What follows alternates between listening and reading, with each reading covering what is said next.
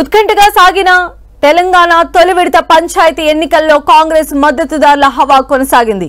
కాంగ్రెస్ మద్దతుదారులు మెజార్టీ స్థానాల్లో విజయ ఢంకా మోగించారు. ఆ తర్వాతి స్థానాల్లో బీఆర్ఎస్ మద్దతుదారులు నిలవగా మూడవ స్థానంలో ఇండిపెండెంట్ అభ్యర్థులు, ఆ తర్వాత బీజేపీ అభ్యర్థులు నిలిచారు. నిన్న ఉదయం నుంచి కొనసాగిన తొలి విడత పల్లె పోరులో మొత్తం 84.28% పోలింగ్ నమోదైంది. అర్ధరాత్రి వరకు ఫలితాలు వెలువడగా ఇప్పటి వరకు మొత్తంగా 3834 స్థానాల్లో సర్పంచ్ అభ్యర్థులు విజయం సాధించారు. ఇందులో కాంగ్రెస్ మద్దతుదారులు 2383 మంది గెలిచారు. ఆ తర్వాత బీఆర్ఎస్ మద్దతుదారులు 1146 మంది సర్పంచ్ అభ్యర్థులు విజయడంకా మోగించారు. బీజేపీ మద్దతుతో 175 మందితో సహా ఇతర పార్టీలు, ఇండిపెండెంట్లు కలిపి 455 మంది గెలుపొందారు. ఓవరాల్ అప్డేట్స్ మా ప్రతినిధి తిరుపతి చారి మనకు అందిస్తారు. తిరుపతి చారి. సంధ్య, నిన్న జరిగిన గ్రామ పంచాయతీ మొదటి దఫా ఎన్నికల్లో కాంగ్రెస్ పార్టీ హవా కొనసాగించింది.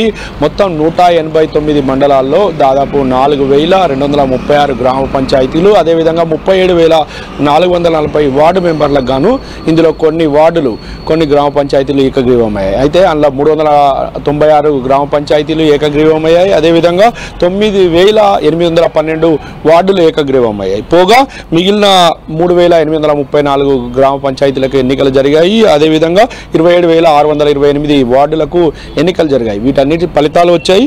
ఈ అర్ధరాత్రి వరకు కూడా ఈ ఫలితాల ప్రక్రియ కొనసాగింది. అర్ధరాత్రి తర్వాత కూడా ఫలితాలు వెలువడ్డాయి. దీంట్లో మొత్తం ఈ ఫలితాల్లో కాంగ్రెస్ పార్టీ అత్యధికంగా స్థానాలు గెలుచుకుంది.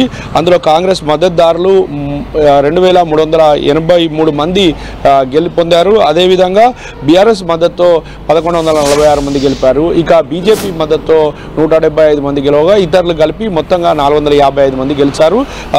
మొత్తంగా ఇందులో పోలింగ్ శాతం 84.28% పోలింగ్ నమోదైంది. అత్యల్పంగా భద్రాద్రి కొత్తగూడెం జిల్లాలో 71.79% అయితే అదేవిధంగా అత్యధికంగా యాదాద్రి జిల్లా 92.88% నమోదైంది. మొత్తంగా తెలంగాణ వ్యాప్తంగా ఈ ఎన్నికల్లో కాంగ్రెస్ పార్టీ హవా సాధించినప్పటికీ జిల్లాల వారీగా మనం చూసుకుంటే ఫలితాలు ఆదిలాబాద్ జిల్లాలో మొత్తం 506 గ్రామ పంచాయతీలకు 236 కాంగ్రెస్ పార్టీ గెలుచుకుంది. అదేవిధంగా బీఆర్ఎస్ 122 స్థానాలు గెలుచుకుంది. బీజేపీ 45, ఇతరులు 98.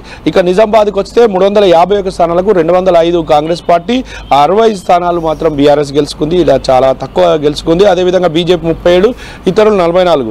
ఇక కరీంనగర్ జిల్లాలోకి వస్తే 398 స్థానాలకు 190 కాంగ్రెస్ పార్టీ గెలుచుకుంది. 100 స్థానాలు బీఆర్ఎస్ గెలుచుకుంది. 35 స్థానాలు బీజేపీ, 42 స్థానాలు ఇండిపెండెంట్లు గెలుచుకున్నారు. అయితే మెదక్ జిల్లాలో 459 స్థానాలకు 250 స్థానాలు కాంగ్రెస్ మద్దతుదారులు గెలుచుకున్నారు సర్పంచ్ స్థానాలను. అదేవిధంగా 128 బీఆర్ఎస్ గెలుచుకుంది. 9 స్థానాలను బీజేపీ గెలుచుకుంటే 29 స్థానాలను ఇతరులు గెలుచుకున్నారు.